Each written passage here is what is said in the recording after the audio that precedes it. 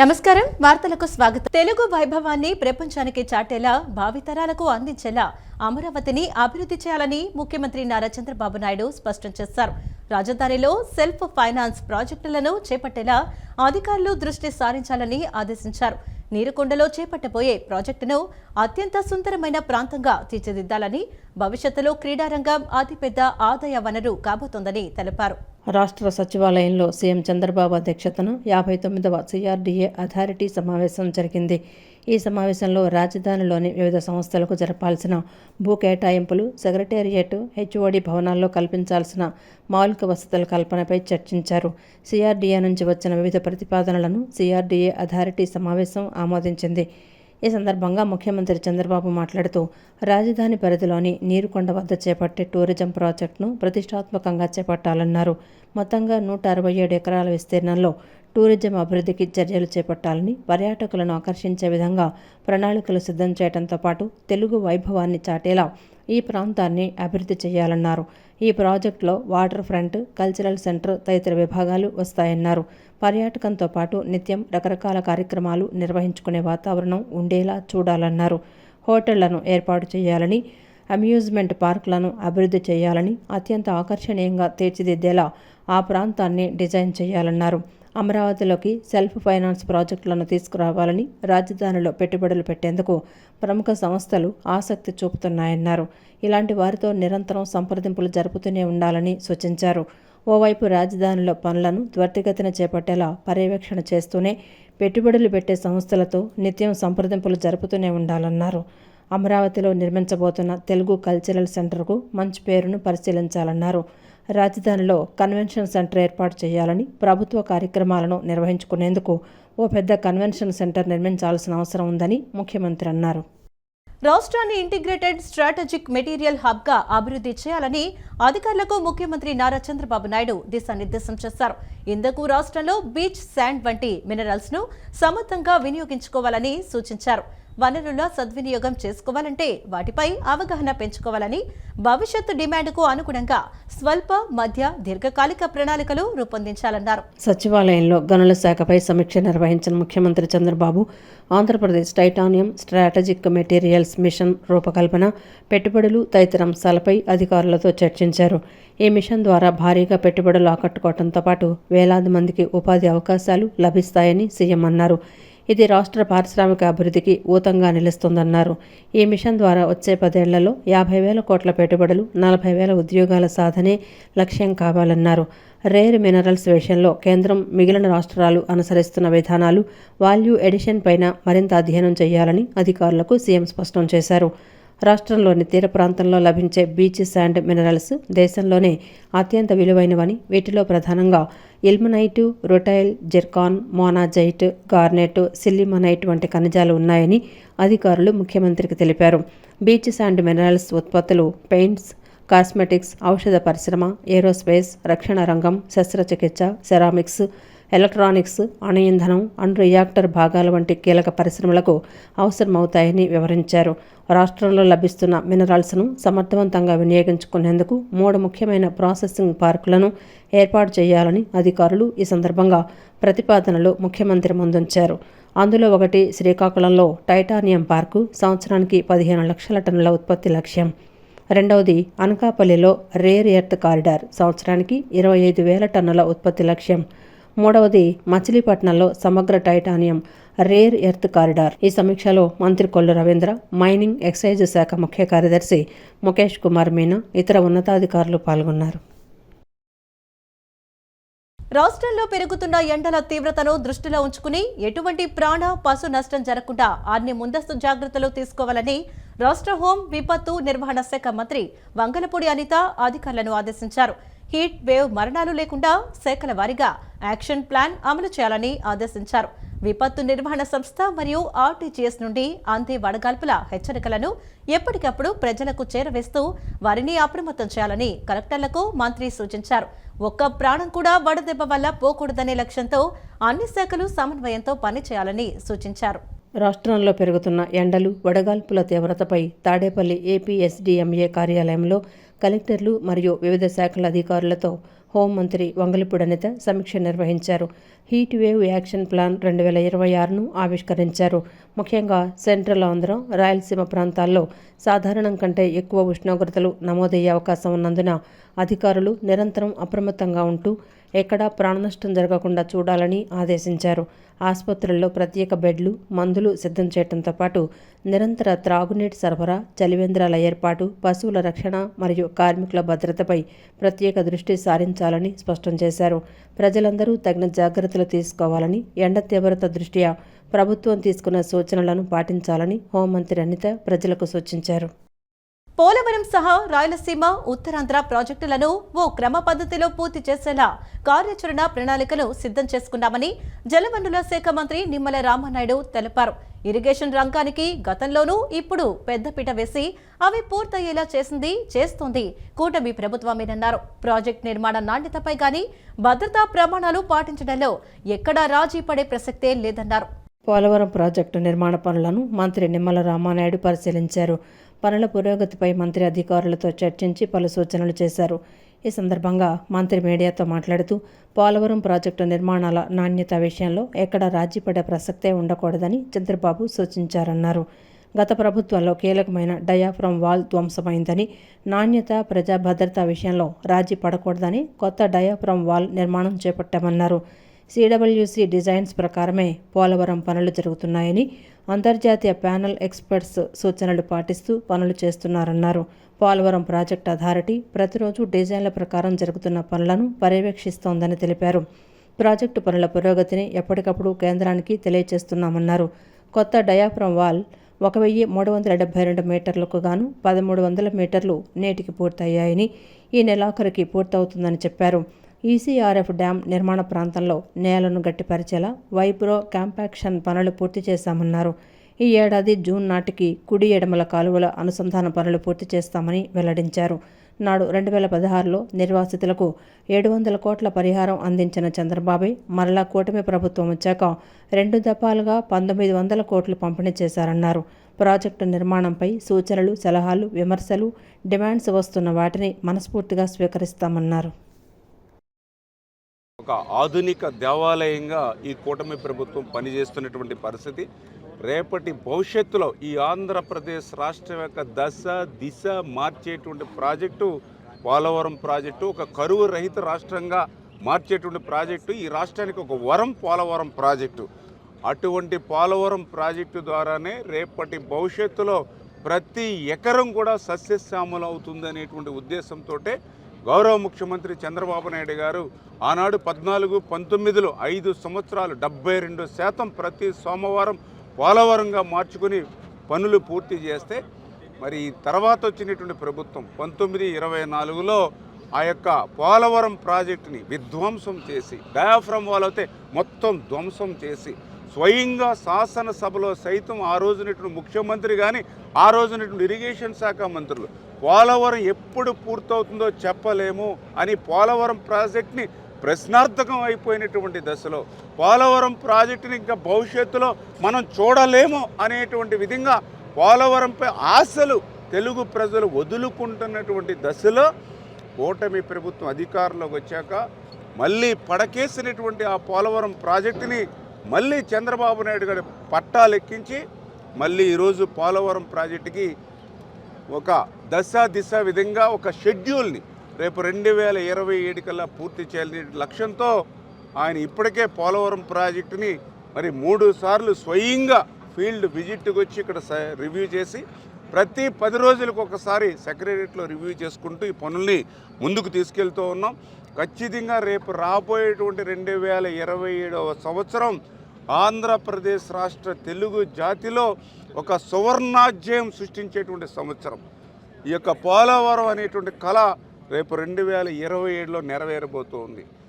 రాష్ట్రంలో రైతులు పండించిన పంటలకు మద్దతు ధర దక్కడం లేదంటూ వైసీపీ నేతలు ముసలి కన్నీరు కారుస్తున్నారని రాష్ట్ర వ్యవసాయ శాఖ మంత్రి కింజరపు అచ్చెన్నాయుడు తీవ్రంగా మండిపడ్డారు.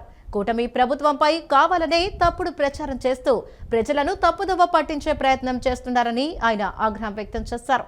రైతుల సమస్యల విషయంలో కూటమి ప్రభుత్వం ఎప్పుడూ ముందుండి పనిచేస్తుందని తెలిపారు. వైసీపీ ప్రభుత్వ హయాంలోనే రైతులు అప్పుల పాలై తీవ్ర నష్టాల్లో కూరుకుపోయారని మంత్రి అచ్చెన్నాయుడు విమర్శించారు. ప్రస్తుతం ప్రభుత్వం రైతులకు అన్ని విధాలా అండగా నిలుస్తోందని చెప్పారు. అన్నదాత సుఖీభవ పథకాన్ని రైతులకు సకాలంలో అందిస్తున్నామని తెలిపారు. రాష్ట్రంలో ఎరువుల సరఫరా పూర్తిగా పారదర్శకంగా జరుగుతోందని పేర్కొన్నారు. అయినప్పటికీ వైసీపీ నేతలు కావాలని ప్రభుత్వంపై బురద చల్లటమే తమ ప్రధాన పనిగా పెట్టుకున్నారని మంత్రి అచ్చెన్నాయుడు విమర్శించారు. రైతుల సంక్షేమం కోసం ప్రభుత్వం అనేక కీలక నిర్ణయాలు తీసుకుందని ఆయన వివరించారు. రైతులకు ఉచిత పంటల బీమా అందిస్తున్నామని, ప్రకృతి వైపరీత్యాలతో నష్టపోయిన రైతులకు ఇన్పుట్ సబ్సిడీ కూడా అందించామని చెప్పారు. రైతు సంక్షేమం విషయంలో కూటమి ప్రభుత్వం ఎప్పటికీ రాజీ పడదని, అన్నదాతల అభ్యున్నతే తమ లక్ష్యమని మంత్రి స్పష్టం చేశారు. అలాగే తప్పుడు కథనాలతో ప్రజలను తప్పుదోవ పట్టించే ప్రయత్నాలు మానుకోవాలని సాక్షి పత్రికను ఆయన హెచ్చరించారు. రాష్ట్రంలో 11 నగరపాలక సంస్థలు, 75 పురపాలక సంఘాలకు ప్రత్యేక అధికారులను నియమిస్తూ ప్రభుత్వం నియామక ఉత్తర్వులను జారీ చేసింది. నగరపాలక సంస్థలకు ఆయా జిల్లాల కలెక్టర్లను స్పెషల్ ఆఫీసర్లుగా నియమించింది. ఈ మేరకు ప్రభుత్వం జీవోను జారీ చేసింది. 6 నెలల పాటు కలెక్టర్లు స్పెషల్ ఆఫీసర్లుగా కొనసాగుతారని జీవోలో స్పష్టంగా పేర్కొంది. రాష్ట్రంలో 11 నగరపాలక సంస్థలు, 75 పురపాలక సంఘాలకు ప్రత్యేక అధికారులను నియమిస్తూ ప్రభుత్వం నియామకోత్తర్వులను జారీ చేసింది. నగరపాలక సంస్థలకు ఆయా జిల్లాల కలెక్టర్లను స్పెషల్ ఆఫీసర్లుగా నియమించింది. ఈ మేరకు ప్రభుత్వం జీవోను జారీ చేసింది. 6 నెలల పాటు కలెక్టర్లు స్పెషల్ ఆఫీసర్లుగా కొనసాగుతారని జీవోలో స్పష్టంగా పేర్కొంది. విజయనగరం, విశాఖపట్నం, విజయవాడ, మచిలీపట్నం, గుంటూరు, ఒంగోలు, తిరుపతి, చిత్తూరు, అనంతపురం, కడప, కర్నూలు నగరపాలక సంస్థలకు ప్రత్యేక అధికారులను ప్రభుత్వం నియమించింది. ఇవి కాకుండా 75 పురపాలక సంఘాలకు కూడా ప్రత్యేక అధికారులను నియమిస్తూ సర్కార్ ఉత్తర్వులు జారీ చేసింది. విజయవాడ నగరపాలక సంస్థకు ఎన్టీఆర్ జిల్లా కలెక్టర్ లక్ష్మీశ, నందిగామ మున్సిపాలిటీకి నందిగామ ఆర్డీఓ, తిరువూరు నగర పంచాయతీకి తిరువూరు ఆర్డీఓ, మచిలీపట్నం పురపాలక సంస్థ కృష్ణా జిల్లా కలెక్టర్ డీకే బాలాజీ, ఉయ్యూరు మున్సిపాలిటీకి Mudra special deputy director, Pedana మున్సిపాలిటీకి మచిలీపట్నం ఆర్డీఓను ప్రత్యేక అధికారులుగా నియమించారు. ప్రజా ఆరోగ్య భద్రతా ధ్యేయంగా కూటమి ప్రభుత్వం పనిచేస్తుందని ప్రభుత్వ విప్ ఎమ్మెల్యే బోండా ఉమా అన్నారు. సకాలంలో సీఎంఆర్ఎఫ్ చెక్కులను విడుదల చేసి ప్రజల ఆరోగ్యాన్ని కూటమి ప్రభుత్వం కాపాడుతుందని, గత ప్రభుత్వంలో సీఎంఆర్ఎఫ్ చెక్కుల పంపిణీ నిర్లక్ష్యం చేశారని విమర్శలు గుప్పించారు. సింగనగర్లోని సెంట్రల్ నియోజకవర్గ శాసనసభ్యులు వారి కార్యాలయం నందు 30వ డివిజన్కు చెందిన పలువురికి ముఖ్యమంత్రి సహాయ నిధి చెక్కులను ప్రభుత్వ విప్ సెంట్రల్ నియోజకవర్గ శాసనసభ్యులు బోండా ఉమామేశ్వరరావు చేతుల మీదుగా అందించడం జరిగింది. ఈ సందర్భంగా ఆయన మాట్లాడుతూ ఆంధ్రప్రదేశ్ రాష్ట్ర ముఖ్యమంత్రి నారా చంద్రబాబు నాయుడు చేస్తున్న కృషి వల్ల రాష్ట్రం సుభిక్షంగా ఉందని, అభివృద్ధి పదంలో ముందుకు వెళుతోందని చెప్పారు. గతంలో అన్న నందమూరి తారక రామారావు ప్రజా ఆరోగ్యాన్ని దృష్టిలో ఉంచుకొని పేదవాడి ఆరోగ్యానికి భరోసాగా నిలిచారన్నారు. అదేవిధంగా రాష్ట్రంలో కూటమి ప్రభుత్వం అధికారంలోకి వచ్చిన తర్వాత సూపర్ 6తో ప్రజలకు సకాలంలో అన్ని పదాలను అందించగలిగామని, నిర్లక్ష్యానికి గురైన సెంట్రల్ నియోజకవర్గం అభివృద్ధి పదంలో నడిపిస్తున్నామని చెప్పారు. అదేవిధంగా ప్రజల ఆరోగ్యంపై ప్రత్యేక దృష్టి పెట్టామని, ఈ నేపథ్యంలో సీఎంఆర్ పంపిణీ చేసి ప్రజల ఆరోగ్యాన్ని కాపాడుతున్నామన్నారు. గత ప్రభుత్వం సీఎంఆర్ఎఫ్ పంపిణీని కావాలని నిర్లక్ష్యం చేసిందని విమర్శలు గుప్పించారు. గతంలో ఎన్నడూ లేని విధంగా జిల్లాలో రేషన్ బియ్యం మాఫియా రాజ్యమేలుతోందని, ఇందులో కూటమి పార్టీల ఎంపీలు, ఎమ్మెల్యేల భాగస్వామ్యం ఉందని వైసీపీ ఎన్టీఆర్ జిల్లా అధ్యక్షుడు దేవినేని అవినాష్ విమర్శించారు. ప్రభుత్వ అనుకూల పత్రికల్లో కూడా ఈ అక్రమాలపై వార్తలు రావడం గమనార్హమన్నారు. రేషన్ బియ్యం దంతా వెనుక ఎంపీ కేశినేని చిన్ని ఉన్నారని, తన అనుచరులతో కలిసి ఈ వ్యవహారాన్ని నడిపిస్తున్నారని ఆరోపించారు. ఒక్కో ఎమ్మెల్యేకు 25 లక్షల రూపాయలు ఇస్తామంటూ బేరసారాలు సాగించారని, కొందరు ఎమ్మెల్యేలు దీన్ని వ్యతిరేకించారని పేర్కొన్నారు. గతంలో విజయవాడ ఎంపీలుగా చేసిన వారు నగరాభివృద్ధికి కృషి చేస్తే, చిన్ని మాత్రం అవినీతి, అక్రమాలు, కబ్జాలకు కేర్ ఆఫ్ అడ్రస్ గా మారనని మండిపడ్డారు. మాజీ ఎంపీ కేశినేని నాని టాటా ట్రస్ట్ ద్వారా నగరాన్ని అభివృద్ధి చేస్తే, చిన్ని మాత్రం ఎన్నికల్లో పెట్టిన ఖర్చును వెనకేసుకోవటమే లక్ష్యంగా అక్రమ మార్గాల్లో సంపాదిస్తున్నారని విమర్శించారు. గతంలో ఎన్నడూ లేని విధంగా ఎన్టీఆర్ జిల్లాలో కూటమి ప్రభుత్వానికి సంబంధించిన ఎంపీ, ఎమ్మెల్యేలు, వాళ్ళ నాయకుల యొక్క కనుసంగంలో ఈ జిల్లాలో రేషన్ బియ్యం మాఫియా నడుస్తుంది. ఆ విషయం నేను చెప్పట్లా, లేకపోతే మా పార్టీయో లేకపోతే మాకు అనుకూలంగా ఎవరైనా ఉంటే వాళ్ళేం చెప్పట్లా. ఈరోజు స్వయాన కూటమి పార్టీకి సహకరించే, తెలుగుదేశానికి సహకరించే ఈనాడు, ఆంధ్రజ్యోతి పేపర్లో వేశారు. ఏమని వేశారు? ఈ జిల్లాలో దండా నరుస్తుంది, దాని వెనకమాల ప్రతి నియోజకవర్గానికి సంబంధించి పార్లమెంట్ పార్టీకి సంబంధించిన ప్రజాప్రతినిధులు ఉన్నారు అని చెప్పని ఈరోజు స్వయాన వాళ్ళ పేపర్లోనే వేస్తాం జరిగింది. మేము నిర్మోహమాటంగా వైఎస్ఆర్ కాంగ్రెస్ పార్టీ తరపున నేను చెప్తున్నా, ఏదైతే ఈ దందా ఉందో, రేషన్ బియ్యం దందా ఉందో, దాని వెనకమాల ముఖ్యమైన కారణం విజయవాడ పార్లమెంట్ సభ్యులు కేశినేని చిన్ని ఉన్నాడు. ఒక సిండికేట్ లాగా తన ఆఫీస్లో ఒక ఇద్దరు వ్యక్తుల్ని, కిషోరు ఇంకెవరో రామచంద్రరావు అంట, ఆ ఇద్దరు వ్యక్తుల ద్వారా ప్రతి మండలానికి ఒక తెలుగుదేశం పార్టీ నాయకుని పెట్టుకుని ఒక సిండికేట్ లాగా ఫామ్ అయ్యి ఈ జిల్లాలో రేషన్ బియ్యం మాఫియా కేశినేని చిన్ని ఆధ్వర్యంలో జరుగుతుంది.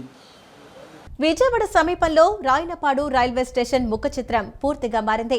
పెంకుటిల్లు, అస్తవ్యస్తమైన రోడ్లు గుర్తుకు వచ్చే రాయనపాడు స్టేషన్లోకి అడుగుపెట్టగానే విమానాశ్రయం లేదా లగ్జరీ హోటల్లోకి వెళ్లిన అనుభూతి కలుగుతుంది.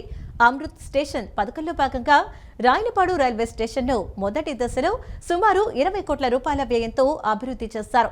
భవిష్యత్తులో రాయనపాడు స్టేషన్ విజయవాడకు కేంద్రంగా మారనుందని రైల్వే అధికారులు తెలిపారు. మరిన్ని వివరాలు మా ప్రతినిధి శ్యామ్ అందిస్తారు.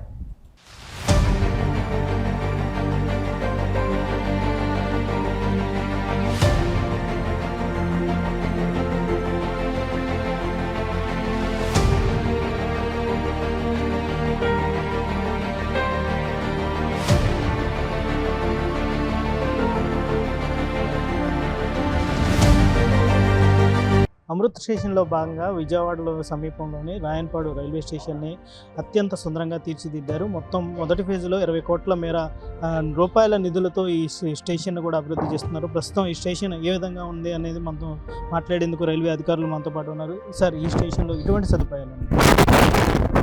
మీకు అమృత్ స్టేషన్ స్కీమ్లో మీకు చాలా రకాల సదుపాయాలు మనం కలుగజేస్తున్నాం. ఇప్పుడు దీనికి చూసుకుంటే లిఫ్ట్స్ ఫెసిలిటీ ఉంది, దివ్యాంగన్ ఫెసిలిటీస్కి ర్యాంప్స్ కానివ్వండి, దివ్యాంగులకి టాయిలెట్స్ కానివ్వండి, టెక్టైల్స్ కానివ్వండి, బుకింగ్ ఆఫీస్ దివ్యాంగన్ ఫెసిలిటీస్కి అనుగుణంగా అట్లా అన్ని రకాలుగా డెవలప్ చేయడం. సైనేజెస్, ప్రాపర్ సైనేజెస్ ఉన్నాయి. మీరు అన్నీ చూస్తే మీకు అర్థమవుతుంది. అంటే ఒకే రకమైన సైనేజెస్ కాకుండా ఎవరికి అనుకూలంగా ఆ సైనేజెస్ ఉండేట్టుగా అన్ని విధంగా ప్లాన్ చేస్తున్నాం. కాబట్టి ఈ మన మెయిన్ కాన్సెప్ట్ ఏమంటే ఎవరైనా సరే స్టేషన్కి వస్తే ఇబ్బంది పడకూడదు. ప్రతిదీ సెల్ఫ్ ఎక్స్ప్లెనేటరీగా ఉండాలి. వచ్చి ఒకరిని అడగాల్సిన అవసరం ఉండకూడదు అనమాట. ఎక్కడ ఏమున్నదానికి ప్రాపర్ సైనేజెస్, ప్లస్ దివ్యాంగులు ఎవరైనా వస్తే వాళ్ళు ఎటువంటి ఇబ్బంది ఫేస్ చేయకుండా, ఒకరి హెల్ప్ లేకుండా వాళ్ళే వచ్చి ప్రతి ఒక్క ఫెసిలిటీని యాక్సెస్ చేసుకోగలిగే విధంగా ఈ స్టేషన్ తీర్చిదిద్దడం జరిగింది. మెయిన్ అమృత్ స్టేషన్ కాన్సెప్టే అది. కాబట్టి ఆ కాన్సెప్ట్కి అనుగుణంగా డెవలప్ అయిన స్టేషన్ కాబట్టి ఆ ఫెసిలిటీస్ అన్నీ ఇక్కడ ఉంటాయి. ఫస్ట్ ఫేజ్లో ఏదైతే 2 ప్లాట్ఫామ్స్ ఉన్నాయి, సెకండ్ ఫేజ్లో ఎన్ని ప్లాట్ఫామ్ ఉంది? అలాగే ప్రజెంట్ ప్యాసింజర్స్ కూడా రాయనపాడు స్టేషన్ నుంచి చాలా తక్కువగా ఉన్నారు. అంటే మీరు ప్యాసింజర్స్ పెంచే ఆలోచనలో ఎటువంటి మార్పులు చేయబోతున్నారు? ఇప్పుడైతే ఓన్లీ ప్లాట్ఫామ్ నెంబర్ 1 డెవలప్ అయిందండి. ఇంకొకటి 2, 3 అనేది ఐలాండ్ ప్లాట్ఫామ్, అది ఫేజ్ 2లో డెవలప్ అవుతుంది.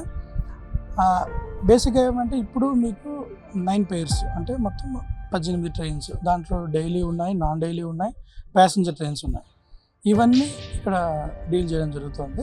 బట్ బికాజ్ ఎందుకంటే రాత్రిపూట నెంబర్ ఆఫ్ ట్రైన్స్ వస్తున్నాయి పోతున్నాయి కాబట్టి ఫుట్ఫాల్ అనేది కొంచెం తక్కువ ఉంది.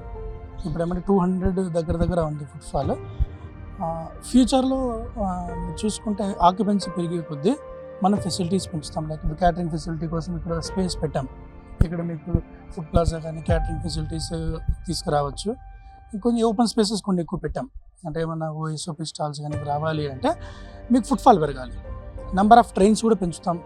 అంటే అందరు స్టేక్ హోల్డర్స్ని కన్సల్ట్ చేసి అన్నీ అనుకూలంగా ఉన్నాయన్నప్పుడు తప్పకుండా నెంబర్ ఆఫ్ ట్రైన్స్ కూడా పెరుగుతాయి. ప్లస్ వాటరింగ్ ఫెసిలిటీ కూడా పెంచుతున్నారు.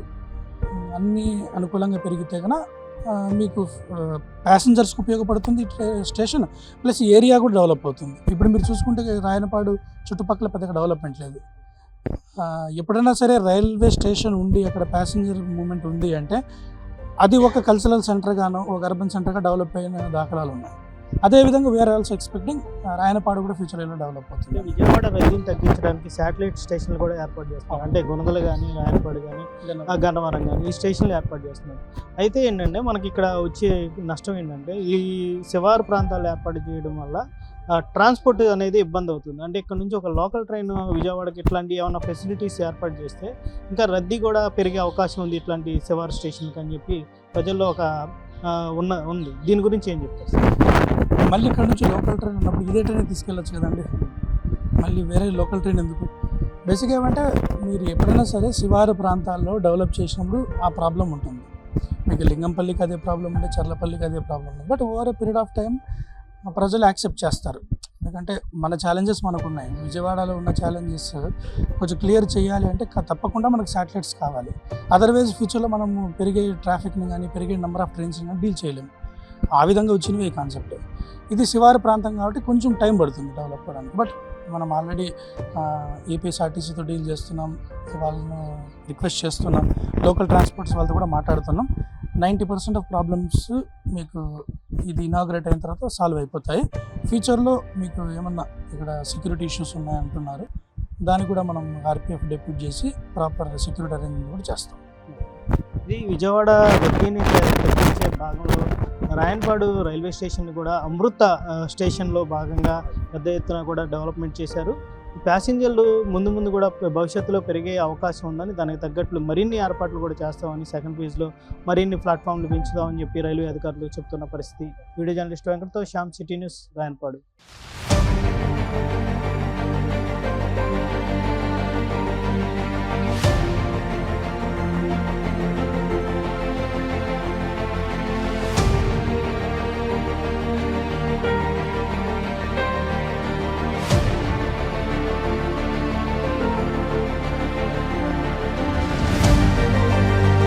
గ్రామీణ బ్యాంకింగ్ వ్యవస్థలో ఆంధ్రప్రదేశ్ గ్రామీణ బ్యాంక్ భారతదేశంలో 2వ స్థానంలో ఉందని bank chairman K Pramod Kumar Reddy తెలిపారు.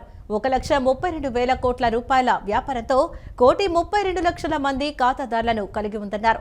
గ్రామీణ ప్రాంత ప్రజలకు బ్యాంకింగ్ సదుపాయం కల్పించడం, కేంద్ర రాష్ట్ర ప్రభుత్వాల సంక్షేమ పథకాలు అమలు, ఇతర ముఖ్యమైన కార్యక్రమాలు నిర్వహించడానికి ఆంధ్రప్రదేశ్ గ్రామీణ బ్యాంకు ఎప్పుడూ తోడ్పడుతుందన్నారు. వచ్చేడాది రాష్ట్రంలో బ్యాంకింగ్ సదుపాయాలు లేని ప్రాంతాల్లో 70 నుంచి 80 శాఖలు ప్రారంభిస్తామని చెప్పారు. ఆంధ్రప్రదేశ్ గ్రామీణ బ్యాంకు 1,354వ శాఖను భవానీపురంలో ఏర్పాటు చేశారు. ఈ నూతన శాఖను chairman K Pramod Kumar Reddy ribbon cut చేసి జ్యోతి ప్రజ్వలన చేసి ప్రారంభించారు. అనంతరం కార్యాలయంలో ఏర్పాటు చేసిన సదుపాయాలను పరిశీలించారు. ఈ సందర్భంగా చైర్మన్ ప్రమోద్ కుమార్ రెడ్డి మాట్లాడుతూ రాష్ట్రంలో ఉన్న 4 గ్రామీణ బ్యాంకులను ఏకం చేస్తూ కేంద్ర ప్రభుత్వం ఆదేశాల మేరకు ఒకే బ్యాంకుగా ఆంధ్రప్రదేశ్ గ్రామీణ బ్యాంకు అవతరించిందన్నారు.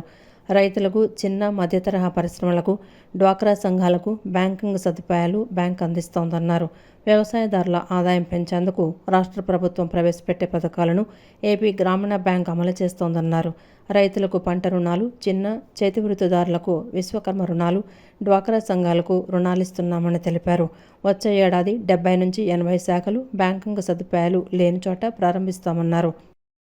ఈరోజు ఆంధ్రప్రదేశ్ గ్రామీణ బ్యాంక్ 1,354వ శాఖను భవానీపురం విజయవాడలో నూతన భవనంలోకి ప్రారంభించడం జరిగింది. ఈరోజు రాష్ట్ర వ్యాప్తంగా 1,354 శాఖలు కలిగి ఉన్నటువంటి ఆంధ్రప్రదేశ్ గ్రామీణ బ్యాంకు గత సంవత్సరం 1/5/2025 సంవత్సరంలో రాష్ట్రంలో ఉన్నటువంటి 4 గ్రామీణ బ్యాంకులు అన్నీ కూడా ఏకం చేస్తూ కేంద్ర ప్రభుత్వ ఆదేశాల మేరకు రాష్ట్ర వ్యాప్తంగా ఒకే గ్రామీణ బ్యాంక్గా అవతరించడం జరిగింది. ఈరోజు రాష్ట్ర వ్యాప్తంగా చూసుకున్నట్టయితే రాష్ట్రంలోనే 2వ అతిపెద్ద బ్యాంక్ ఇది మనకు. సో 1,32,000 కోట్ల వ్యాపారంతో దాదాపుగా 1,30,00,000 కస్టమర్ బేస్ కలిగి ఉండి ఈరోజు రాష్ట్రంలోనే అత్యంత ప్రాముఖ్యమైనటువంటి బ్యాంక్గా అవతరించింది. సో గ్రామీణ బ్యాంక్ యొక్క ముఖ్య ఉద్దేశము గ్రామీణ ప్రాంతాల్లో ఉన్నటువంటి ప్రజలకు బ్యాంకింగ్ సదుపాయాలు అందించటము, కేంద్ర ప్రభుత్వం మరియు రాష్ట్ర ప్రభుత్వం ప్రవేశపెట్టినటువంటి సంక్షేమ పథకాలు మరియు ఇతరత్ర ముఖ్యమైనటువంటి కార్యక్రమాలని నిర్వహించేదానికి ఆంధ్రప్రదేశ్ గ్రామీణ బ్యాంకు ఎల్లవేళలా తోడ్పడుతూ ఉంటుంది. సో ముఖ్యంగా గ్రామీణ ప్రాంతాలకు చూసుకున్నట్టయితే వ్యవసాయదారులకు కానీ, తర్వాత చిన్న మధ్య తరహా పరిశ్రమలకు కానివ్వండి, మరియు డ్వాక్రా సంఘాలకు రాష్ట్ర వ్యాప్తంగా ఉన్నటువంటి 8 లక్షల డ్వాక్రా గ్రూపులలో దాదాపు 3 లక్షల డ్వాక్రా గ్రూపుల ద్వారా బ్యాంకు వివిధ రకాలైనటువంటి బ్యాంకింగ్ సదుపాయాలను అందిస్తూ ఉంది. సో వ్యవసాయదారులకు మరియు వ్యవసాయ ఆధారిత మిగతా యొక్క ఏదైతే కార్యక్రమాలు ఉన్నాయో వ్యవసాయదారుల యొక్క ఆదాయాన్ని ఏ విధంగా పెంచాలనే ఒక ముఖ్య ఉద్దేశంతో రాష్ట్ర ప్రభుత్వం కానీ కేంద్ర ప్రభుత్వం కానీ ప్రవేశపెట్టేటువంటి అన్ని యొక్క కార్యక్రమాలను కూడా ఆంధ్రప్రదేశ్ గ్రామీణ బ్యాంకు పాల్పంచుకుంటా ఉంది. అనంతరం బ్యాంక్ జనరల్ మేనేజర్ జమీలాల్ మాట్లాడుతూ 3,05,000 పైచలకు స్వయం సహాయక సంఘాలకు, 12 లక్షల పైన రైతులకు సూర్యఘర్ పథకం కింద 6,000 మందికి రుణాలిచ్చినట్లు తెలిపారు. ఏపీ గ్రామీణ బ్యాంకు వ్యవస్థ 65 నుంచి 70% గ్రామీణ ప్రాంతాల్లో ప్రజలకు సేవలు అందించడానికి కంకణం కట్టుకుందని చెప్పారు. బ్యాంకింగ్ సదుపాయాలు లేని చోట శాఖలు ప్రారంభిస్తామని తెలిపారు. బ్యాంకింగ్ కరెస్పాండెన్స్ ద్వారా మారుమూల ప్రాంతాల్లో సేవలు అందిస్తున్నామని చెప్పారు. గ్రామీణ బ్యాంకింగ్ వ్యవస్థలో ఏపీ గ్రామీణ బ్యాంకు 2వ స్థానంలో ఉందని, 12% మార్కెట్ షేర్ కలిగి ఉందని తెలిపారు. పబ్లిక్ ప్రైవేట్ సెక్టార్ బ్యాంకులకు ధీటుగా ఏపీ గ్రామీణ బ్యాంకులను అభివృద్ధి చేస్తున్నట్లు చెప్పారు. ఆంధ్రప్రదేశ్ గ్రామీణ బ్యాంక్ ఇంతకుముందు ఉన్నటువంటి 4 గ్రామీణ బ్యాంక్స్ను కలిపి కేంద్ర ప్రభుత్వ ఆదేశాల ప్రకారం ఆంధ్రప్రదేశ్ గ్రామీణ బ్యాంక్ అనేటువంటిది ఒక పటిష్టమైనటువంటి గ్రామీణ బ్యాంక్ ఏర్పడేది వ్యవస్థ ఈ రోజు నాడు 3,05,000 పై చిలుకు సెల్ఫ్ హెల్ప్ గ్రూప్స్ ఫైనాన్స్ చేయడం జరిగింది. రైతులకు 12 లక్షల పైన రైతులకు కూడా రుణాలు ఇవ్వడం జరిగింది. సూర్యఘర్ 6,000 పైన సూర్యఘర్ సోలార్ సిస్టమ్ అది కూడా ఇవ్వడం జరిగింది.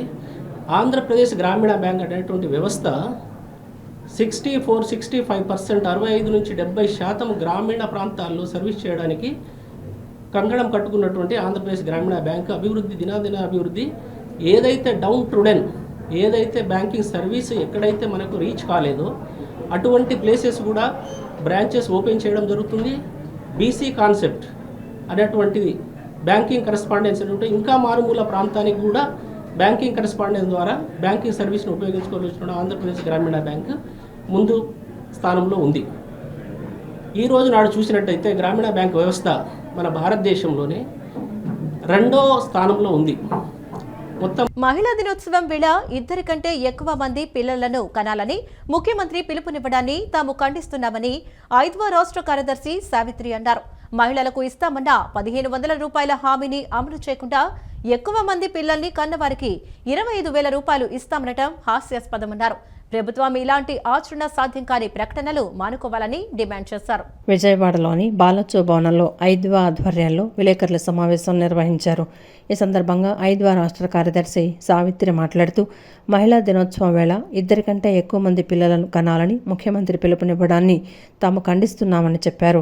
సంతానం అనేది పూర్తిగా దంపతుల వ్యక్తిగత నిర్ణయమని, ఆర్ఎస్ఎస్ వంటి సంస్థల ధోరణిలోనే ముఖ్యమంత్రి మాట్లాడటం సరికాదని విమర్శించారు. ప్రస్తుతం ఉన్న 2 పిల్లలనే సాకలేక కుటుంబాలు ఇబ్బంది పడుతున్నాయని, మహిళలు రక్తహీనతతో బాధపడుతున్నారని ఆవేదన వ్యక్తం చేశారు.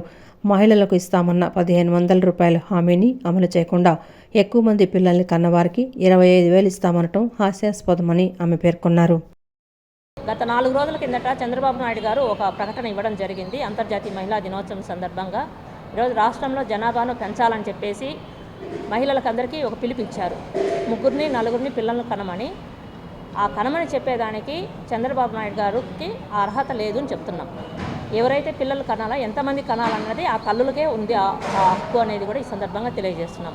ఈరోజు రాష్ట్రంలో జనాభా పెంచాలని చెప్పేసి గతంలో ఏదైతే బీజేపీ ప్రభుత్వం ఆర్ఎస్ఎస్ వాళ్ళు ఉన్నారో ఈ దేశంలో ఈ రాష్ట్రంలో ముస్లిం జనాభా పెరిగిపోతుందని చెప్పేసి హిందువులను 2, 3, 4 కనమని చెప్పారు. అదే రీతిలో ఈరోజు చంద్రబాబు నాయుడు గారు అనడం మాత్రం ఇది చాలా హాస్యాస్పదంగా ఉంది. మేము తీవ్రంగా ఖండిస్తున్నాం చంద్రబాబు నాయుడు గారిని. ఇప్పటికీ 2 పిల్లలను వాళ్ళని పెంచి చదివించి ఒక ఉన్నత స్థాయిలోకి తీసుకురావాలంటే కుటుంబాలు అతలాకుతలం అవుతున్నాయి. ఒక 2 బిడ్డలను కనాలంటే ఆ మహిళ చాలా ఇబ్బందులకు గురవుతుంది. రక్తహీనతతో బాధపడుతూ నా పిల్లలు కూడా ఆరోగ్యకరంగా పుట్టడం లేదు. అలాగే గర్భంలో చాలామంది పిల్లలు చనిపోతున్నారు. డెలివరీ కాక కూడా తల్లులు కూడా చనిపోతున్నారు సరైన ఆహారం దొరక్క. అందుకు కాబట్టి ఈరోజు పిల్లలను ఇంతమందినే కనాలని అనడం అనేది సరైనది కాదని మేము ముక్తకంఠంతో రాష్ట్ర ప్రభుత్వాన్ని ఖండిస్తున్నాము. అనంతరం 5వ నగర కార్యదర్శి శ్రీదేవి మాట్లాడుతూ జనాభా పెంచాలని సీఎం పదే చెప్తూ తాయిలాలు ప్రకటించడం వల్ల పేద కుటుంబాలు ఆర్థిక సంక్షోభంలో కూరుకుపోయే ప్రమాదం ఉందని హెచ్చరించారు. సరైన ఉపాధి లేక యువత డ్రగ్స్ బారిన పడుతున్నారని, గిరిజన ప్రాంతాల్లో కనీస వైద్య సదుపాయాలు లేక గర్భిణీలు దారిలోనే ప్రసవిస్తున్న పరిస్థితులు ఉన్నాయని గుర్తు చేశారు.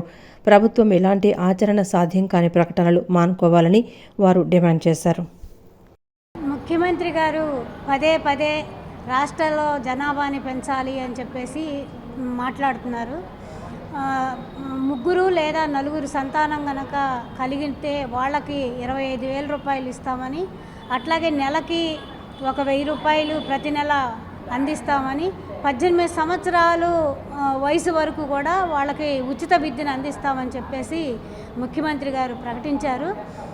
ఇప్పటికే మన రాష్ట్రంలో చూస్తే 1, 2 పిల్లల్ని కన్నటువంటి వాళ్ళే ఆ పిల్లల్ని ఎలా సాకాలో వాళ్ళకి సరైనటువంటి విద్యాబుద్ధులు చెప్పడం కానీ, మంచి ఉద్యోగాలు పెంపొందించడానికి నానా అగచాట్లు పడుతున్నారు. పెరుగుతున్న ధరలకు అనుగుణంగా పనులు లేక, కుటుంబాల్లో ఆర్థిక పరిస్థితులు సరైనటువంటి పరిస్థితుల్లో లేక ఇవాళ కుటుంబాలు సంక్షోభానికి గురవుతూ ఉన్నాయి. ఒకవైపు చదువుకున్న ఉద్యోగాలు లేక నిరుద్యోగంతో డ్రగ్స్ బారిన పడుతూ ఉన్నారు, మద్యానికి బానిసలుగా మారుతూ ఉన్నారు.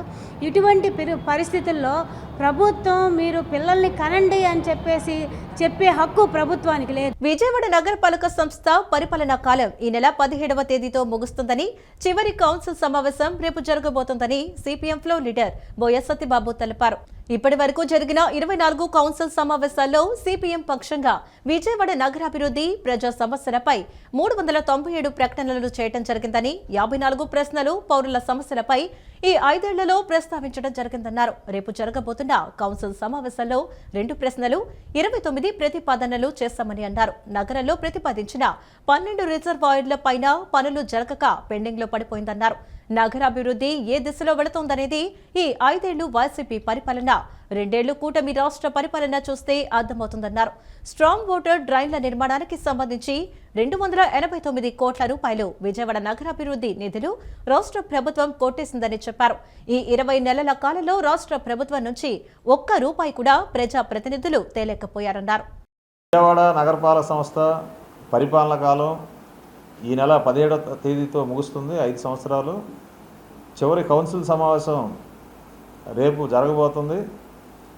ఇప్పటి వరకు జరిగిన 24 కౌన్సిల్ సమావేశాల్లో సిపిఎం పక్షంగా విజయవాడ నగర అభివృద్ధి విషయంలోనూ, నగర ప్రజా సమస్యల్లోనూ 397 ప్రతిపాదనలు ప్రతిపాదించడం జరిగింది.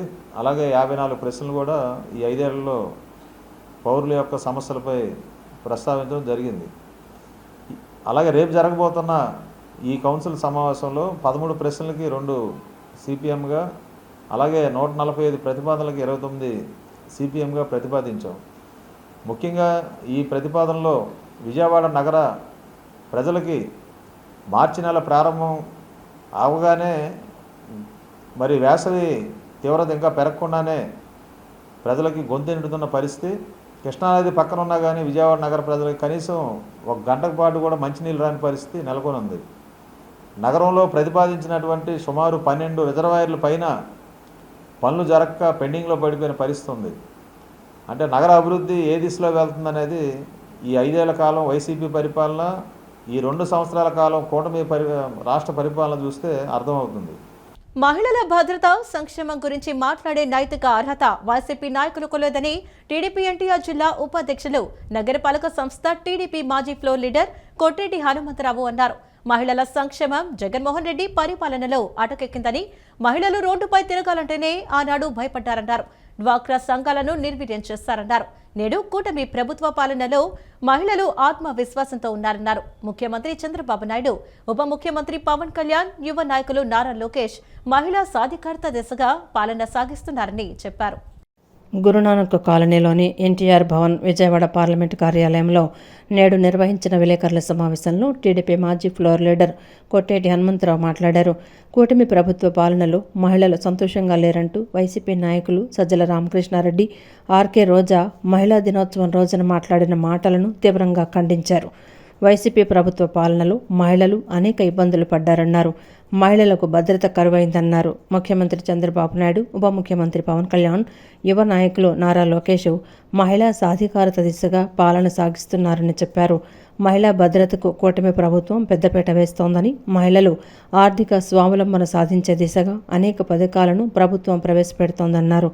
మహిళలకిచ్చిన ఉచిత బస్సు ప్రయాణం సహా ప్రతి హామీని ప్రభుత్వం అమలు చేస్తోందన్నారు. మహిళలను పారిశ్రామికవేత్తలుగా తీర్చిదిద్ది మహిళల గౌరవం కూటమి ప్రభుత్వంలో పెరిగేలా చంద్రబాబు నాయుడు చర్యలు చేపట్టారన్నారు.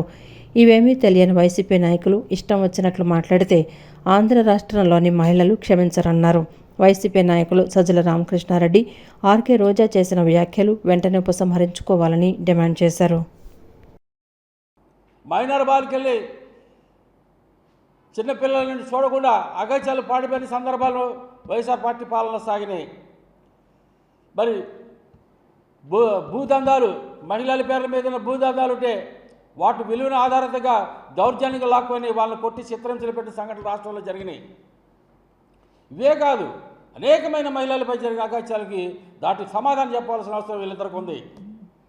నారా చంద్రబాబు నాయుడు గారు ఈ రాష్ట్రంలో ముఖ్యమంత్రిగా చేపట్టిన తర్వాత మహిళల పట్ల మరి అనేకమైన భద్రత కానీ, వాళ్ళ పట్ల గౌరవం కానీ, నిజమైన సాధికారత సాధించిన ఘనత నారా చంద్రబాబు నాయుడు గారిది.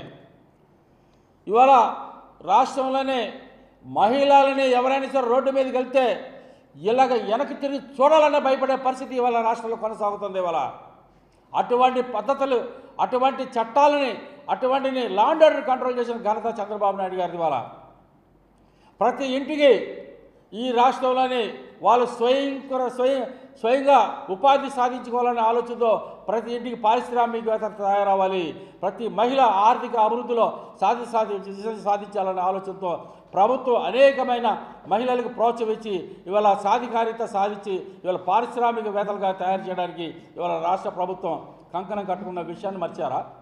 ఈ వార్తలు ఇంతటితో సమాప్తం. నమస్కారం.